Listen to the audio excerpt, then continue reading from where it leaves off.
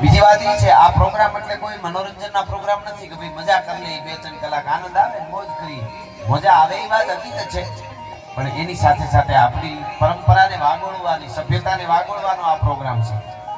તમે તો ગામડામાં આપણે બધા રહી ખબર હોય, માલધારી હોય એને તો ખાસ ખબર હોય, ગાડર હોય, બકરું હોય.